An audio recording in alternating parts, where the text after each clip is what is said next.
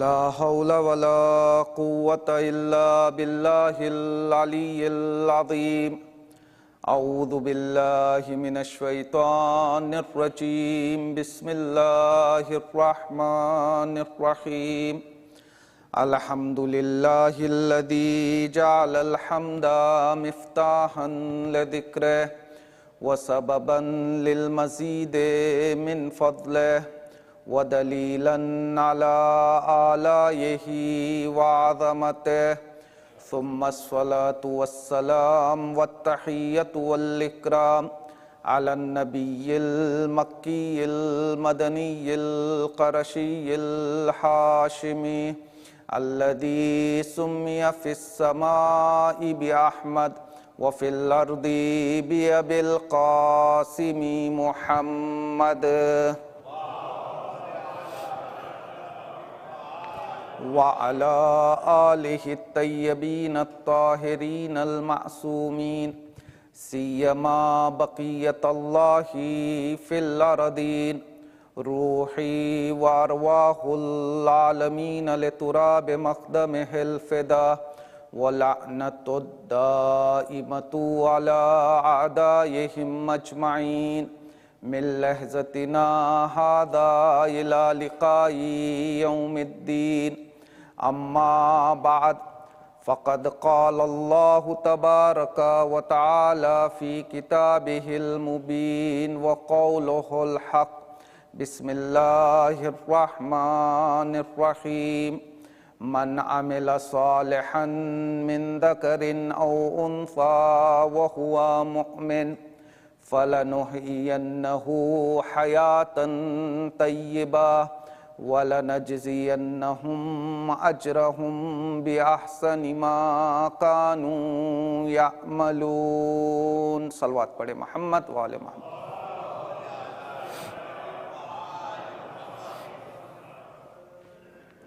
ماہ محرم الحرام کی نویں شب ہے اور سلسلہ گفتگو حیات طیبہ ہے۔ اس سے پہلے والی مجالس میں ہم نے حیات طیبہ کے کچھ نمونے آپ کی خدمت میں پیش کیے تھے اور اسی طرح سے کوشش یہ کی گئی تھی کہ جہاں ہم حیات طیبہ کے نمونوں کو پیش کریں وہیں پر حیات خبیثہ کے بھی کچھ نمونے پیش کیے جائیں، چونکہ کامیابی صرف اچھا کام انجام دینے میں نہیں ہے بلکہ کامیابی کے لیے ہمیں اچھے کاموں کو انجام دینے کے ساتھ ساتھ برے کاموں سے رکنا بھی پڑتا ہے۔ آج کی مجلس میں جس حیات طیبہ کے نمونے کو میں آپ کی خدمت میں پیش کرنا چاہتا ہوں وہ ذات ہے جناب حضرت علی اکبر علیہ السلام۔ آج کی اس مختصر سی گفتگو میں ہم یہ دیکھنے کی کوشش کریں گے کہ حضرت علی اکبر علیہ السلام کی زندگی میں وہ کون سی کوالٹیز پائی جاتی تھی کہ جس کی وجہ سے وقت کا امام حضرت علی اکبر علیہ السلام پر سلام کرتا ہے۔ دیکھیے اگر کتابوں میں ہم حضرت علی اکبر علیہ السلام کے بارے میں معلومات لینے کے لیے جائیں تو کتابوں میں کچھ زیادہ آپ کی زندگی کے حوالے سے ہمیں نہیں ملتا ہے۔ ہاں زیارت ملتی ہے کہ چھٹے امام نے آپ پر زیارت میں 2 مرتبہ سلام کیا ہے۔ ہم جو زیارت عاشورہ میں آخر میں سلام پڑھتے ہیں السلام علی الحسین وعلی علی ابن الحسین، یہ علی ابن الحسین پر جو سلام ہے یہ شہدائے کربلا پر سلام ہے۔ بعض لوگ سمجھتے ہیں کہ یہ سلام چوتھے امام پر ہے، نہیں بلکہ زیارت عاشورہ میں امام حسین علیہ السلام کے بعد جو علی ابن الحسین کو سلام کیا گیا ہے یہ حضرت علی اکبر علیہ السلام پر سلام ہے۔ پھر اس کے بعد دوبارہ سلام کیا کیا وہ اولاد الحسین، یعنی اولاد جو ہے امام حسین میں حضرت علی اکبر شامل تھے، ایک مرتبہ جنرل سلام کیا، پھر اس کے بعد ایک خاص سلام جو ہے حضرت علی اکبر علیہ السلام کا نام لے کر زیارت عاشورہ میں معصوم نے کہا ہے۔ حضرت علی اکبر علیہ السلام کے بارے میں جیسا کہ میں نے کہا کتابوں میں کچھ زیادہ نہیں ملتا، لیکن آپ کی پوری شخصیت کو سمجھنے کے لیے امام حسین علیہ السلام کا وہ جملہ کافی ہے جب امام حسین علیہ السلام حضرت علی اکبر علیہ السلام کو میدان کی طرف بھیج رہے تھے تو ایک جملہ ارشاد فرمایا تھا کہ اللہم اشہد علی ھذا القوم، بار الہ تو اس قوم پر گواہ رہنا، قد برز الیہم غلام اشبہ الناس خلقا و خلقا و منطقا برسولک، بار الہ تو گواہ رہنا کہ اب جو اس قوم کی طرف جوان جا رہا ہے وہ کوئی معمولی جوان نہیں ہے، بلکہ وہ جوان جا رہا ہے جو صورت میں، سیرت میں، گفتار میں تیرے رسول کے مشابہ ہے۔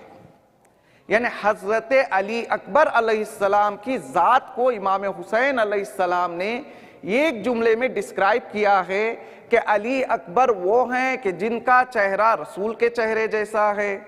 جن کی سیرت رسول کے سیرت جیسی ہے، اور جن کی گفتار رسول کے گفتار جیسی ہے۔ اب یہاں پر رک کر میں آپ کو یہ کہنا چاہوں گا، دیکھیں خداوند عالم نے ہر انسان کو کچھ نعمتوں سے نوازا ہے۔ کچھ نعمتیں ایسے ہیں جو ہمارے اختیار میں نہیں ہیں، خدا جسے چاہتا ہے دے دیتا ہے، لیکن کچھ نعمتوں کو حاصل کرنے کے لیے انسان کو تلاش اور کوشش کرنی پڑتی ہے۔ مثال کے طور پر یہ میرا رنگ میرے اختیار میں نہیں ہے، خدا نے جس طرح کا رنگ چاہا مجھے دے دیا، جس طرح کی صورت چاہی اللہ نے دے دی۔ یہ صورت کا لے کر آنا یہ میرے اختیار میں نہیں ہے، بلکہ خدا نے جس کو جیسی صورت دینا چاہی خدا نے دے دی۔ یا گفتار کا طریقہ، بات کرنے کا سلیقہ بھی اکثر میراثی ہوتا ہے، ہمارے اختیار میں نہیں ہوتا ہے۔ کوئی اپنے چچا کی طرح گفتگو کرتا ہے، کوئی اپنے ماموں کی طرح کرتا ہے۔ یہ سلسلہ بھی بات کرنے کا یہ بھی ہمارے اختیار میں زیادہ نہیں ہوتا ہے۔ یہ دو نعمتیں ایسی ہیں جو خدا جسے چاہتا ہے دے دیتا ہے۔ اب حضرت علی اکبر علیہ السلام کے لیے امام حسین علیہ السلام نے ارشاد فرمایا، اب وہ جا رہا ہے کہ جو خلق میں رسول کے مشابہ ہے، یعنی حضرت علی اکبر علیہ السلام کا چہرہ رسول کے چہرے جیسا ہے۔ تو آپ مجھے بتائیے، اگر حضرت علی اکبر علیہ السلام کا چہرہ رسول کے جیسا ہے تو اس کے لیے علی اکبر علیہ السلام نے محنت نہیں کی ہے۔ ہاں، یہ ایک عظیم جو ہے اللہ کا فضل ہے کہ اللہ نے آپ کے چہرے کو رسول کے چہرے جیسا بنایا، لیکن حضرت علی اکبر علیہ السلام نے ذاتی طور سے کچھ محنت نہیں کی، اور حضرت علی اکبر علیہ السلام کی گفتار بھی رسول کے جیسی ہے، تو یہ بھی ایک عظیم بات ہے، لیکن اللہ کا فضل ہے۔ اللہ نے چاہا کہ امام حسین علیہ السلام کے گھر میں ایک ایسا جو ہے بچہ پیدا ہو جو رسول کے چہرے جیسا ہو، اور جس کے بات کرنے کا انداز بھی رسول جیسا ہو۔ لیکن امام حسین علیہ السلام نے ایک اور چیز کہی کہ علی اکبر کا اخلاق بھی رسول کا اخلاق ہے۔ ابھی اخلاق جو حضرت علی اکبر علیہ السلام کو ملا ہے، یہ اللہ کی طرف سے ذاتی طور پہ نہیں تھا، بلکہ حضرت علی اکبر علیہ السلام نے اپنی محنت سے، اپنی ریاضت سے اس مقام کو حاصل کیا ہے کہ وقت کا امام یہ کہہ رہا ہے کہ اکبر کا اخلاق رسول کے اخلاق جیسا ہے۔ ذہن میں ایک سوال پیدا ہوتا ہے، کیا حضرت علی اکبر علیہ السلام ہی رسول کے اخلاق کے مالک ہیں؟ کیا کوئی ایسا راستہ نہیں ہے کہ ہم بھی رسول کے اخلاق جیسا اپنا اخلاق بنانے کی کوشش کریں؟ چونکہ حضرت علی اکبر علیہ السلام نے کوشش کی کہ وہ محنت کرے اور رسول کے اخلاق جیسا اپنا اخلاق بنائے، تو سوال یہ پیدا ہوتا ہے کہ کیا ہم لوگ بھی کسی حد تک ہمارے اخلاق کو رسول کے اخلاق جیسا یا ان کے قریب بنا سکتے ہیں؟ روایت میں ملتا ہے، مرحوم مجلسی نے اپنی کتاب بحار الانوار میں اس روایت کو نقل کیا ہے کہ ایک دن رسول اسلام نے اپنے صحابہ کو جمع کیا، جمع کرنے کے بعد ان سے کہا، الا اخبرکم اشبہکم بی خلقا، کیا میں تم کو یہ نہ بتاؤں کہ تم میں سے وہ کون ہے کہ جس کا اخلاق میرے اخلاق سے قریب ہے؟ صحابہ نے کہا، بلا یا رسول اللہ، ہاں یا رسول اللہ، ہمیں بتائیے کہ وہ کون سی چیزیں ہیں، اگر وہ ہمارے اندر آ جائیں تو ہمارا اخلاق بھی آپ کے اخلاق جیسا بن سکتا ہے۔ تو رسول اسلام نے کچھ چیزیں بتائی۔ سب سے پہلے کہا، اگر کوئی چاہتا ہے کہ اس کا اخلاق میرے اخلاق جیسا بن جائے، کہا احسنکم خلقا، جس کا رفتار، جس کا اٹھنا بیٹھنا، جس کے اندر خوش اخلاقی پائی جائے گی، اس کا اخلاق میرے اخلاق سے قریب تر ہوتا جائے گا۔ دیکھیے روایتوں میں یہ بھی ملتا ہے کہ جب خداوند عالم نے ایمان کو اور کفر کو خلق کیا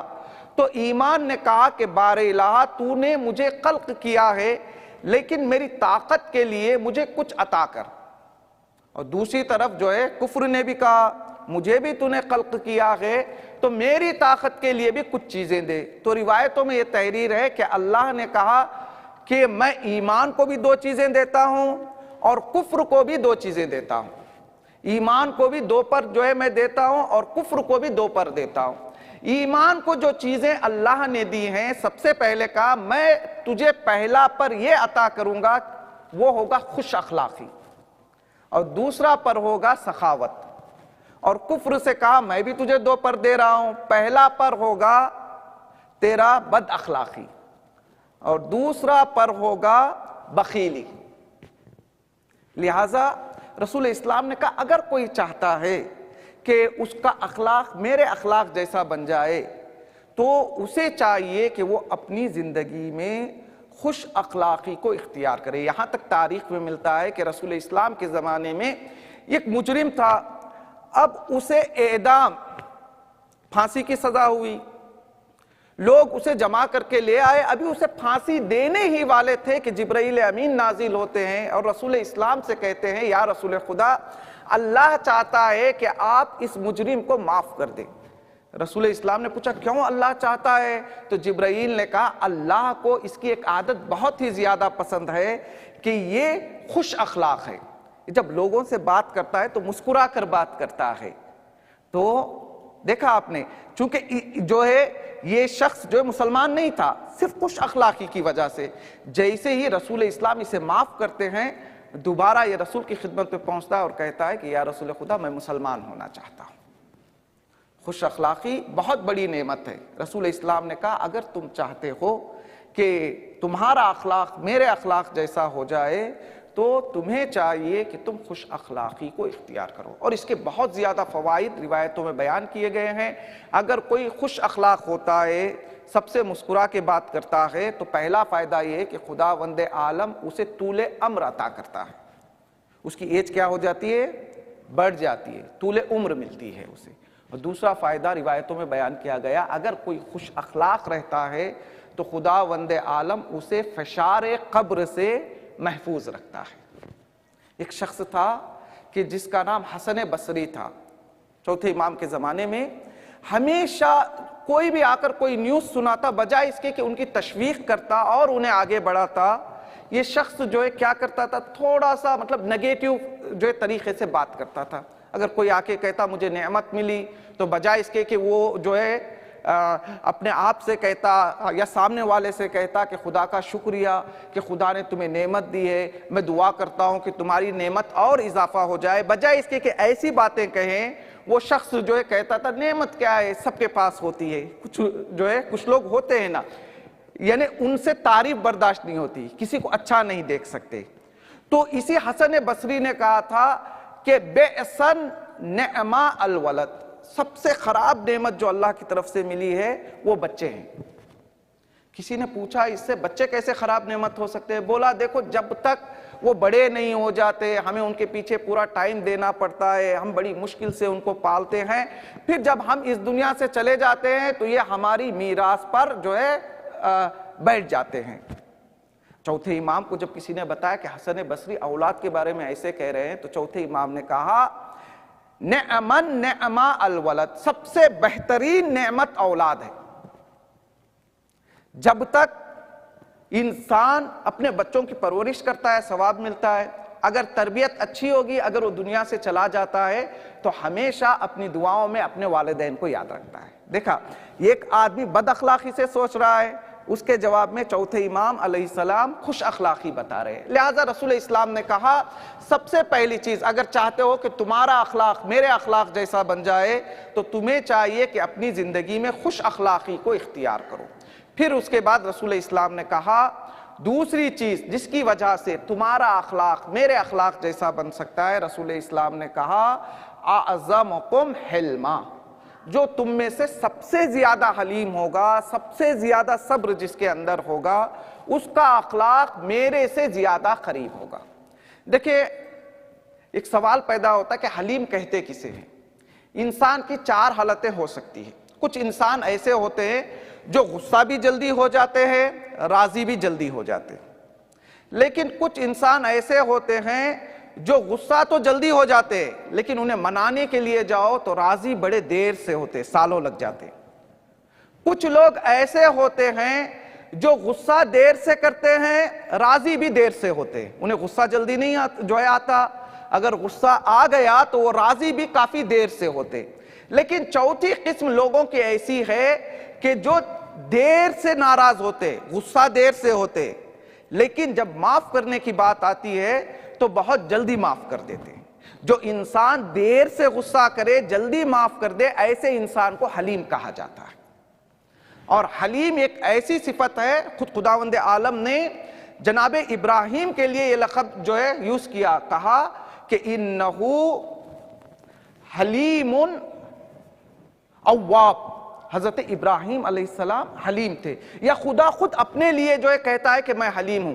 دعائے جوشن کبیر میں ہم پڑھتے ہیں نا، یا حلیم لا یعجل، خدا ایسا حلیم ہے جو اپنے کاموں میں جلدی نہیں کرتا ہے۔ رسول اسلام نے کہا کہ اگر تم چاہتے ہو کہ تمہارا اخلاق میرے اخلاق کے قریب ہو جائے تو زندگی میں حلم کو اختیار کرو، بات بات پہ غصہ نہ ہو جاؤ۔ اگر کسی سے ناراض بھی ہونا ہے تو کافی دیر سے ناراض ہو، اگر وہ آ کے معافی مانگتا ہے تو ایک لمحے کی بھی دیر نہ کرو، فوراً اسے معاف کر دو۔ اب یہاں پر رک کر میں ایک جو ہے روایت پڑھنا چاہوں گا۔ روایت میں ہے کہ 3 لوگ ایسے ہیں، 3 طرح، اگر 3 طرح کے کام عورتیں کریں گی تو انہیں فشار قبر نہیں ہوگا۔ یہ جو ہے لیڈیز کے لیے،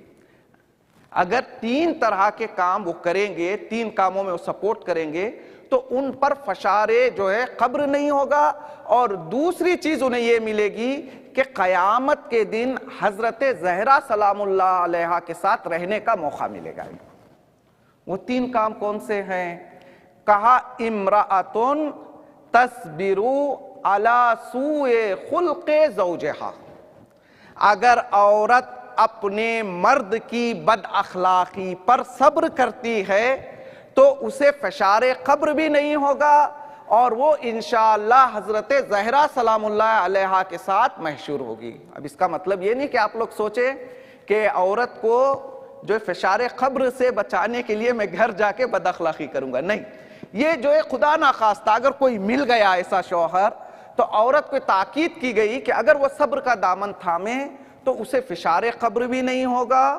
اور دوسرا اسے یہ جزا ملے گی کہ قیامت کے دن وہ حضرت زہرا کے ساتھ رہیں گے۔ اور صرف عورتوں کے لیے نہیں، دوسری جگہ پر دوسری روایتوں میں مردوں کے لیے بھی کہا گیا ہے۔ مردوں کے لیے کہا گیا ہے کہ اگر مرد بھی اگر جو ہے کبھی قسمت سے کچھ بد اخلاق بیوی مل جائے، اگر مرد بھی بیوی کی بد اخلاقی پر صبر کرے گا تو اسے حضرت ایوب کے ساتھ محشور کیا جائے گا، اور عورت اگر اپنے مرد کی بد اخلاقی پر صبر کرے گی تو اسے جناب آسیہ کے ساتھ محشور کیا جائے گا۔ یہاں پر ہمارے استاد محترم نے ایک مرتبہ کہا تھا کہ میں نے اسی حدیث کو کہیں پر پڑھا تھا کہ اگر عورت بد اخلاق ہے، مرد صبر کرے تو حضرت ایوب کے ساتھ محشور ہوگا، اور اگر مرد بد اخلاق ہے، عورت صبر کرے گی تو وہ حضرت آسیہ کے ساتھ محشور ہوگی۔ تو ہمارے استاد نے کہا تھا کہ اسی وقت ایک جوان آتا ہے اور کہتا ہے کہ جو ہے مولانا ہمارے گھر میں حضرت ایوب بھی ہیں اور حضرت آسیہ بھی ہیں، چونکہ نہ اماں کا اخلاق صحیح ہے نہ ابا کا اخلاق صحیح ہے۔ یہ جو ہے ذمہ داری ہے، کیا ہے؟ اگر خدا نہ خواستہ بیوی بد اخلاق نکل جائے تو مرد صبر کرے، اگر مرد بد اخلاق نکل جائے تو بیوی صبر کرے۔ اگر عورت صبر کرتی ہے تو اسے حضرت زہرا کے ساتھ محشور کیا جائے گا۔ اور دوسرا مقام عورت کے لیے یہ بتایا گیا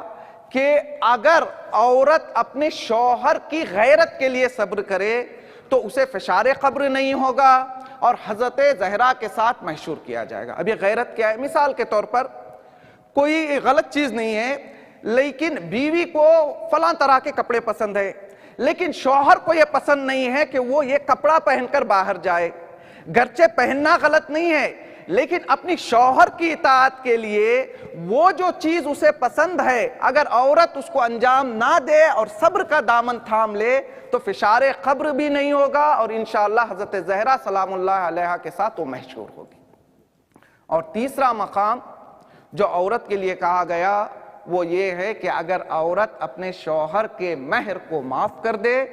تو اسے یہ جزا ملے گی کہ اسے فشار قبر، دیکھیں فشار قبر کیسا ہوگا ہمیں معلوم نہیں، لیکن روایتوں میں بتایا گیا ہے کہ سخت مرحلہ ہوگا۔ اگر سخت مرحلہ نہ ہوتا تو جناب خدیجہ جب اس دنیا سے جا رہی تھی تو رسول اسلام سے کہتی ہے یا رسول خدا مجھے فشار قبر سے ڈر لگتا ہے، میں چاہتی ہوں کہ میری قبر میں آپ کا عبا بھی رکھا جائے تاکہ مجھ پر فشار قبر نہ ہو۔ یا مولا کائنات کی والدہ جناب فاطمہ بنت اسد نے بھی یہ وصیت کی تھی کہ میں فشار قبر سے ڈرتی ہوں، میں چاہتی ہوں کہ مجھے دفنانے سے پہلے میری قبر میں رسول سوئے، اور اسی لیے پہلے رسول اسلام سوئے تھے، پھر اس کے بعد جناب فاطمہ بنت اسد کو دفن کیا گیا تھا۔ اگر خوش اخلاق ہے تو الحمدللہ، اگر خدا نہ خواستہ خوش اخلاق سامنے والا نہیں ہے تو ہماری ریسپانسبلٹی یہ ہے کہ ہم صبر کا دامن تھامیں، انشاءاللہ اس کی جزا ہمیں آخرت میں ملے گی۔ رسول اسلام نے کہا اگر تم چاہتے ہو کہ میرے اخلاق جیسا تمہارا اخلاق بن جائے تو سب سے پہلے اپنے ایتھکس کو صحیح کرو، اپنے اخلاق کو صحیح کرو، دوسرے مرحلے میں زندگی میں صبر کو جو ہے تھام لو، اور تیسرا یہ اب یہاں سے جو میں بتا رہا ہوں یہ دوسری روایت ہے، دوسری روایت میں کہا گیا اوفاکم عہدا،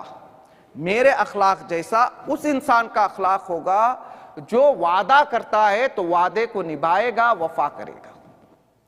چوتھی چیز رسول اسلام نے کہا اگر کوئی چاہتا ہے کہ اس کا اخلاق میرے اخلاق جیسا بن جائے اداکم للامانہ، وہ انسان میرے اخلاق جیسا بنتا ہے، اگر کوئی امانت اس کے حوالے کی جاتی ہے تو وہ خیانت نہیں کرتا ہے۔ آپ نے 12 سنا ہے نا، چوتھے امام نے کہا کہ اگر میرے باپ کا قاتل جس تلوار سے اس نے میرے باپ کو شہید کیا ہے اگر وہ آ کر بھی امانت رکھے مجھ سے پوچھے تو میں امانت میں کوتاہی نہیں کروں گا، بلکہ وہ میں امانت واپس پلٹاؤں گا۔ اور امانت کا مطلب ہم سوچتے ہیں کہ صرف پیسہ ہوگا، مال ہوگا، نہیں،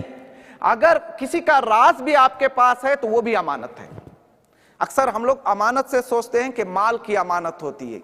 لیکن باتوں کو ادھر سے سن کر ادھر کر دیتے ہیں، ادھر سے سن کے یہ نہیں سوچتے کہ یہ راز ہے، میری ایک بات سے کسی کی زندگی جو ہے مشکل میں پڑ سکتی ہے۔ رسول نے کہا اگر چاہتے ہو کہ میرا اخلاق جیسا تمہارا اخلاق بن جائے تو جب امانت دی جائے تو کبھی بھی امانت میں خیانت نہ کرو۔ پھر اس کے بعد رسول نے کہا اگر چاہتے ہو کہ میرے اخلاق جیسا تمہارا اخلاق بن جائے ابرکم بوالدی، میرا اخلاق جیسا اسی وقت بن سکتا ہے جب آپ والدین کے ساتھ نیکی کریں گے، اور والدین کی نیکی کوئی معمولی نیکی نہیں ہے۔ 12 آپ لوگ سنتے رہتے، سورہ اسراء میں خداوند عالم نے ارشاد فرمایا وَقَضَىٰ رَبُّكَ أَلَّا تَعْبُدُوا إِلَّا إِيَّاهُ وَبِالْوَالِدَيْنِ احسانا، یعنی اللہ نے اپنی عبادت کے بعد جو سب سے پہلا حکم دیا وہ حکم یہ تھا کہ والدین کے ساتھ احسان کرو۔ احسان کا معنی دیکھیے، احسان کا مطلب یہ نہیں کہ والدین کو کھانے کی ضرورت ہے کھانا دے دو، انہیں کپڑے کی ضرورت ہے انہیں لے جا کر کپڑا دے دو، نہیں، یہاں پہ علماء نے احسان کی تشریح ایسے کی، احسان کا معنی یہ ہے کہ جب تم بچے تھے، جب تم 1 سال کے تھے، 1.5 سال کے تھے، جب تم پیدا ہوئے تھے تو ماں باپ نے تمہاری ضرورتوں کا خیال نہیں رکھا تھا، انہوں نے یہ نہیں کہا تھا کھانا لا کے تمہارے سامنے نہیں رکھ دیا تھا، کپڑا لا کے تمہارے سامنے نہیں رکھا تھا، بلکہ بڑے پیار سے تمہیں وہ کپڑا پہنایا بھی تھا، تمہیں کھانا کھلایا بھی تھا۔ اگر والدین کے ساتھ احسان کرنا ہے تو تمہارے بچپنے کو یاد کرو، جس طرح سے بچپنے میں تمہارے والدین نے تمہارے ساتھ سلوک کیا تھا، اگر وہی سلوک تم اپنے والدین کے ساتھ کر رہے ہو تو تب کہیں جا کر تم نے والدین کا احسان کیا ہے۔ رسول اسلام نے کہا کہ اگر چاہتے ہو تمہارا اخلاق میرے اخلاق جیسا بن جائے ابرکم بوالدین، والدین کے ساتھ نیکی کو نہیں چھوڑنا۔ پھر آخری چیز رسول اسلام نے کہا اگر تم چاہتے ہو کہ تمہارا اخلاق میرے اخلاق جیسا ہو جائے، رسول اسلام نے کہا ابرکم بقرابہ، وہ انسان کا اخلاق میرے اخلاق جیسا ہوگا جو اپنے رشتہ داروں سے بھی نیکی کرے گا۔ یعنی اکثر کیا ہوتا ہے، ماں باپ کو کسی حد تک انسان دیکھ لیتا ہے، لیکن رشتہ داروں کے لیے بھی بہت زیادہ تاکید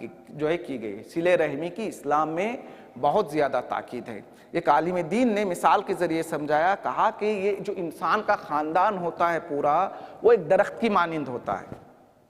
اگر درخت کی کسی ایک شاخ کو تکلیف پہنچے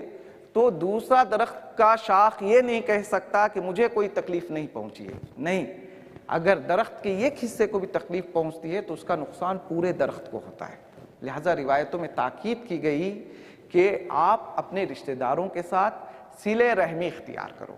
رسول اسلام نے اس حدیث میں کہا کہ اگر کوئی چاہتا ہے کہ اس کا اخلاق میرے اخلاق جیسا بن جائے تو اسے چاہیے کہ کچھ کام انجام دے، اپنے اخلاق کو صحیح کرے،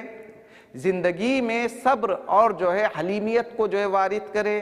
پھر اس کے بعد بتایا کہ اگر کوئی وعدہ کرے تو وعدے کو وفا کرے، اگر کوئی امانت لا کے دے تو امانت میں خیانت نہ کرے، والدین کے ساتھ نیکی کرے اور رشتہ داروں کے ساتھ نیکی کرے۔ اگر یہ 6 کوالٹیز انسان کے اندر ہوں گی تب کہیں جا کر اس کا اخلاق رسول جیسا نہیں، رسول کے قریب اس کا اخلاق بن جائے گا۔ اب امام حسین علیہ السلام نے جو کربلا میں حضرت علی اکبر علیہ السلام سے کہا کہ وہ غلام جا رہا ہے، وہ جوان میدان میں جا رہا ہے جو صورت میں،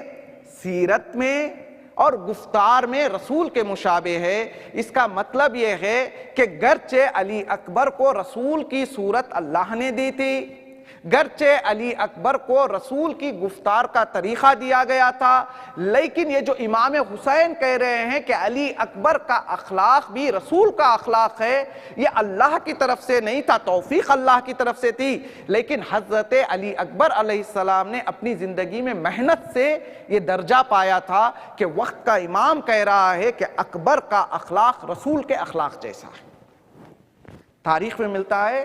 کہ حضرت علی اکبر علیہ السلام نہ صرف یہ کہ اپنے والدین کا، نہ صرف یہ کہ اپنے رشتہ داروں کا خیال رکھتے تھے، بلکہ مدینے میں یہ مشہور تھا کہ جیسے ہی شام ہوتی تھی تو حضرت علی اکبر علیہ السلام اپنے گھر کے آگے آگ کو جلا دیتے تھے۔ جب لوگ آپ سے پوچھتے کہ آپ آگ کو کیوں جلا رہے ہیں تو حضرت علی اکبر علیہ السلام ان کو یہ جواب دیتے کہ دیکھو میں آگ اس لیے جلا رہا ہوں چونکہ ہو سکتا ہے مدینے میں کوئی نیا انسان آ جائے، رات میں اس کے پاس رہنے کے لیے جگہ نہ ہو اور کھانے کے لیے کھانا نہ ہو، اگر یہ آگ سے نکلتے ہوئے دھوئیں کو دیکھے گا تو وہ ہمارے گھر کی طرف آئے گا، لہٰذا میں چاہتا ہوں کہ جو شخص بھی مدینے میں آئے نہ وہ بھوکا جائے، نہ ایسا ہو کہ اس کے پاس رہنے کے لیے جگہ نہ ہو۔ لہٰذا جوانوں، ہمیں بھی کوشش کرنی چاہیے کہ صرف علی اکبر کہنے سے علی اکبر کے کوالٹیز ہمارے اندر آنے والے نہیں ہیں، الٹا اگر صرف زبان پہ علی اکبر ہو، اگر پریکٹیکل لائف میں حضرت علی اکبر علیہ السلام کی جھلک کو ہم وارد نہ کریں تو پھر قیامت کے دن ہو سکتا ہے حضرت علی اکبر علیہ السلام آپ سے سوال کرے، تم تو میری مجلس میں جاتے تھے، میرا ماتم کرتے تھے، میری باتیں بھی سنتے تھے، بتاؤ میری زندگی سے کیا چیزیں تم نے حاصل کی ہیں۔ لہٰذا یہ ذمہ داری بنتی ہے کہ حضرت علی اکبر علیہ السلام کے اخلاق سے ہم کچھ نمونے لیں، ہم بھی کوشش کریں کہ زندگی میں بد اخلاقی نہ ہو، اگر وعدہ کرے تو وفا کریں، بات بات پہ غصہ نہ ہو جائیں، والدین کے ساتھ ہمارا برتاؤ صحیح رہے، رشتہ داروں کے ساتھ ہمارا برتاؤ صحیح رہے۔ چونکہ امام حسین علیہ السلام جب حضرت علی اکبر علیہ السلام کو میدان کی طرف بھیج رہے ہیں تو کہہ رہے ہیں میں اس کو بھیج رہا ہوں جو صورت میں، سیرت میں، گفتار میں رسول کے مشابہ ہے۔ اب یہاں پر رک کر میں کچھ باتیں آپ سے کرنا چاہوں گا، وہ باتیں یہ ہے کہ دیکھیں سائیکالوجی کا ایک قانون ہے، قانون یہ ہے کہ اگر انسان کو یہ دیکھنا ہے کہ وہ خوش ہے یا غمزدہ ہے تو سائیکالوجی میں بتایا گیا ہے، مثال کے طور پر کسی انسان کو آپ آ کر کوئی نیوز سنائے، اس کے چہرے کے ایکسپریشن سے پتا چلتا ہے کہ وہ خوش ہوا ہے یا غمزدہ ہوا ہے۔ کہتے ہیں کہ اگر کسی انسان کے سامنے آ کے خوشی کی خبر دیجئے، آپ کا بیٹا کامیاب ہو گیا، آپ کے یہاں ولادت ہوئی ہے، تو سائیکالوجی کہتے ہیں جیسے ہی انسان خوشی کی خبر کو سنتا ہے تو اس کی آنکھیں کھل جاتی ہیں۔ اور سائیکالوجی یہ بھی کہتی ہے کہ اگر انسان کو آ کر غم کی خبر سنائی جائے تو جیسے ہی غم کی خبر سنتا ہے انسان تو پہلے مرحلے میں اس کی پلکیں نیچے آ جاتی ہے۔ اب تاریخ بتاتی ہے کہ جب امام حسین علیہ السلام کے پاس حضرت علی اکبر علیہ السلام آ کر جنگ کی اجازت مانگتے ہیں، فَاسْتَأْذَنَا أَبَاهُ فَأَذِنَا لَهُ۔ دیکھیں جب بھی کوئی شہید آتا تھا امام فوراً اجازت نہیں دیتے تھے، کچھ تاخیر کے بعد امام شہید کو شہادت کی اجازت دیتے تھے، لیکن تاریخ بتاتی ہے کہ حضرت علی اکبر علیہ السلام جیسے ہی آ کر اجازت مانگتے ہیں امام حسین علیہ السلام ایک لمحے کے لیے بھی دیری نہیں کرتے، فوراً حضرت علی اکبر علیہ السلام کو جنگ کی اجازت دیتے ہیں۔ پھر اس کے بعد تاریخ بتاتی ہے فَنَظَرَ إِلَيْهِ عَائِسًا، امام حسین علیہ السلام نے حضرت علی اکبر علیہ السلام کو جنگ کی اجازت تو دے دی، لیکن تھوڑی دیر کے لیے مایوس ہو کر حضرت علی اکبر علیہ السلام کی طرف نگاہ کی، وَأَرْقَى عَيْنِهِ، جیسے ہی امام کی نظریں حضرت علی اکبر علیہ السلام پر پڑی امام کی پلکیں نیچے آ گئی۔ امام نے کہا بیٹا میں نے تمہیں اجازت دے دی ہے، جاؤ خدا حافظ، لیکن امام نے کہا بیٹا اس بات کا خیال رہے جب تک تمہارا اور میرا سامنا رہے تم مڑ مڑ کر بابا کو دیکھتے رہنا۔ لو آزادارو، علی اکبر گھوڑے پر سوار ہوتے ہیں، کچھ قدم آگے بڑھتے ہیں، علی اکبر کو محسوس ہوتا ہے کوئی ہے جو میرے پیچھے چلا آ رہا ہے۔ علی اکبر نے مڑ کر کیا دیکھا، ضعیف باپ ہے، کمر کو تھامے ہوئے جوان بیٹے کے پیچھے چلا آ رہا ہے۔ علی اکبر گھوڑے سے نیچے اترتے ہیں، باپ کی خدمت میں پہنچتے ہیں، ہاتھوں کو جوڑتے ہیں اور عرض کرتے ہیں کیا اے بابا آپ نے تو مجھے اجازت دے دی تھی، پھر آپ پیچھے کیوں چلے آ رہے ہیں؟ امام نے کہا بیٹا اکبر اگر تم صاحب اولاد ہوتے تو اولاد کے غم کو محسوس کرتے۔ لو آزادارو، وہ وقت بھی آیا کہ جب جناب علی اکبر جنگ کر رہے تھے، حسین بن نمیر نے ایک ایسا تیر چلایا جو تیر علی اکبر کے سینے میں پیوست ہو گیا۔ علی اکبر گھوڑے پر سنبھل نہ سکے، گرتے گرتے آواز دی السلام علیکہ یا بتا، اے بابا میرا سلام قبول کیجئے۔ ادھر حسین نے اکبر کی آواز سنی، ارے حسین اکبر سے ملنا چاہتے ہیں، آنکھوں کی بینائی چلی گئی۔ حسین زمین کربلا میں 70 مرتبہ گرتے ہیں، 70 مرتبہ اٹھتے ہیں، بیٹے کے قریب جاتے ہیں، اے بیٹا اکبر تم نے اپنا ہاتھ اپنے سینے پر کیوں رکھا ہے؟ اکبر نے کہا بابا ظالم نے برچی کا پھل میرے سینے میں اتار دیا ہے، بابا سینے میں بڑا درد ہے، ذرا برچی کے پھل کو نکال دیجئے۔ اب حسین نے اپنے آستینوں کو پلٹا، نصف کا رخ کیا، کہا بابا علی در خیبر کو اکھاڑنا آسان ہے، جوان بیٹے کے سینے سے برچی کا پھل نکالنا مشکل ہے۔ لو آزادارو، ادھر حسین نے جوان بیٹے کے سینے سے برچی کے پھل کو نکالا، ادھر اکبر کی روح اس قفس عنصری سے پرواز کر گئی۔ اب حسین ہے جو لاش اکبر کو خیمے میں لے جانا چاہتے ہیں۔ امام نے آواز دی اے بنی ہاشم کے بچوں حسین کی مدد کے لیے پہنچو. لاش اکبر کو خیمہ حسینی میں لے جایا گیا. لیلا کہیں نظر نہیں آتی. زینب نے لیلا کو لاش اکبر کے پاس لا کر بٹھا دیا. جیسے ہی لیلا نے اکبر کی لاش کو دیکھا مرثیہ پڑھنا شروع کیا. اے لال تجھ پہ کیسی قیامت گزر گئی. وہ حسن کیا ہوا وہ جوانی کدھر گئی. اڑ اڑ کے ریت نرگسی آنکھوں میں بس گئی. اکبر تمہارے پالنے والی نہ مر گئی. نہ دن کو چین نہ راتوں کو سکون پاؤں گی. جب تک جیوں گی تیری جوانی پہ رو. الا لعنت اللہ علی القوم الظالمین. سیعلم الذین ظلموا ای منقلب ینقلبون. ماتم حسین.